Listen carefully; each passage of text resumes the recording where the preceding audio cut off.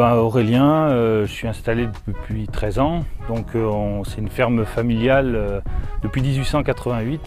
Ça s'appelle la ferme de l'Amélie, c'est le prénom de mon arrière-grand-mère. Voilà, on a démarré en chèvre, aujourd'hui on a des chèvres, des vaches et des cochons. Une ferme diversifiée avec de la transformation et de la vente directe.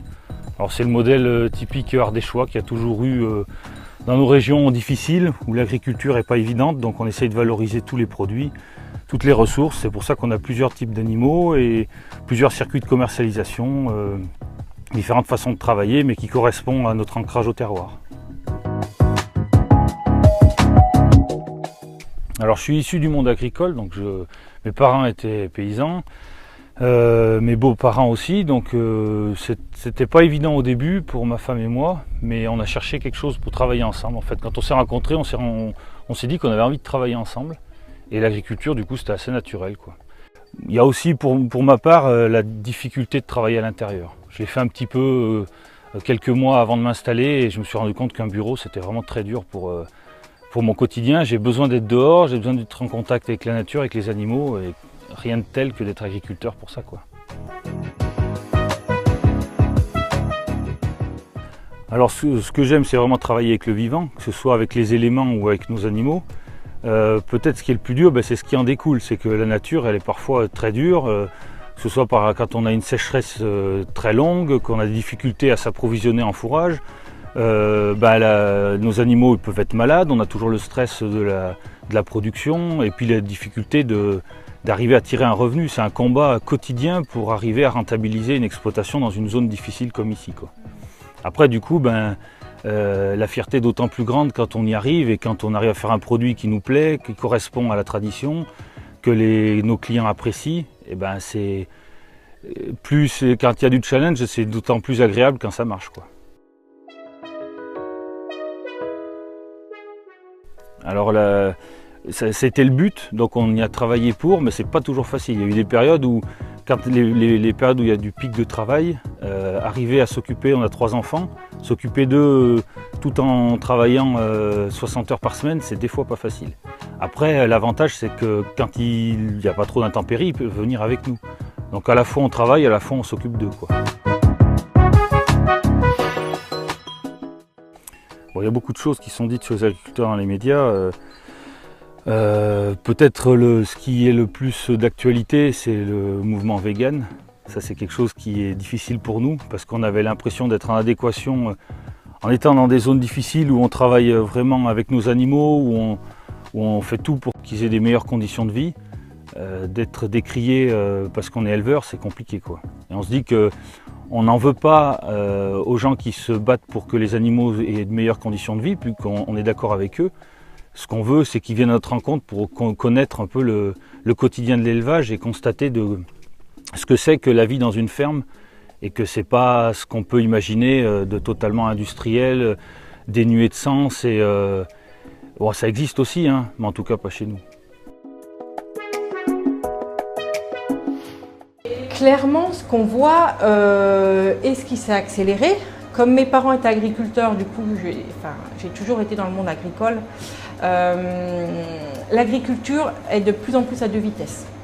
On a de plus en plus d'un côté les agri-managers qui sont donc sur des grosses fermes dans des régions plus privilégiées, des grosses structures qui aussi sont les structures qui arrivent à émarger à toutes les aides et qui spolient de grosses enveloppes de la PAC.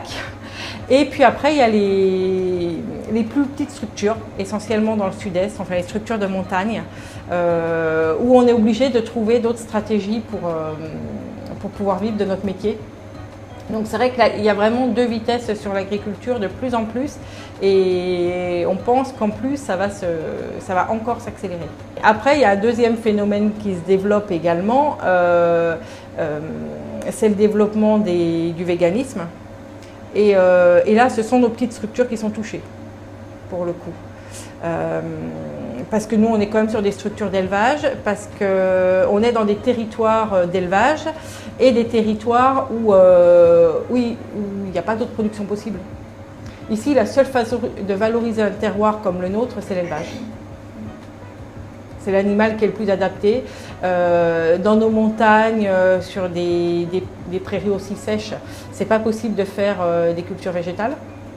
C'est pas possible de produire des protéines, c'est pas possible.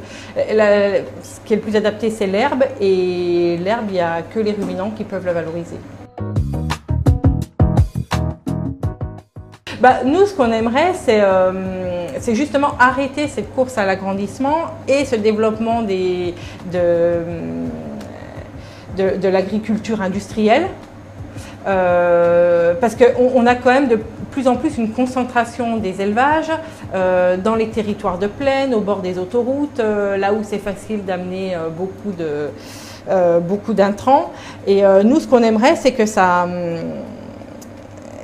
Nous, on milite pour une agriculture paysanne, c'est-à-dire une agriculture de proximité avec des plus petites unités, plus de travailleurs, plus de personnes qui vivent de l'agriculture et voilà, des plus petits troupeaux. Parce que pour nous, c'est pas les troupeaux, on entend souvent, oui, bon, 1000, 2000 chèvres, mais si on est 6 travailleurs dessus, c'est pas si gênant, ça fait pas tant de chèvres par exploitant.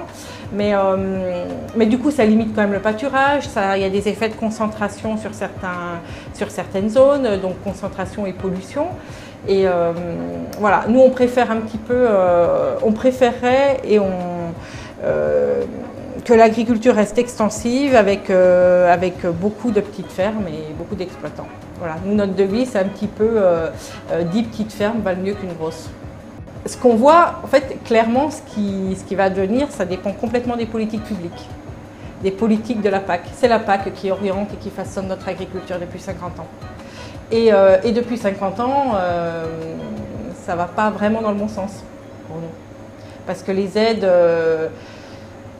vont toujours au même type d'agriculture. Et nous, on a un petit peu les parents pauvres de la PAC. Et non, on n'est pas défendus. On n'est pas défendus. Et voilà, en plus, quand on rajoute d'autres problèmes dont je vous parlais tout à l'heure, les problèmes de véganisme, les problèmes de prédation aussi, qui se font de plus en plus sentir dans nos zones. Donc nous, ici, de notre côté, c'est le loup. Voilà. Nous, le loup est arrivé à 50 km de chez nous. Moi, j'ai des collègues chevriers qui ont eu des attaques de loups en pleine journée sur leurs chèvres. Donc, c'est pas uniquement la nuit. Voilà, c'est en pleine journée, c'est très proche des exploitations. Et voilà. Donc, on a l'impression un petit peu... j'ai beaucoup de collègues qui sont découragés par tous ces problèmes. Et on a l'impression de ne pas être aidés, en fait.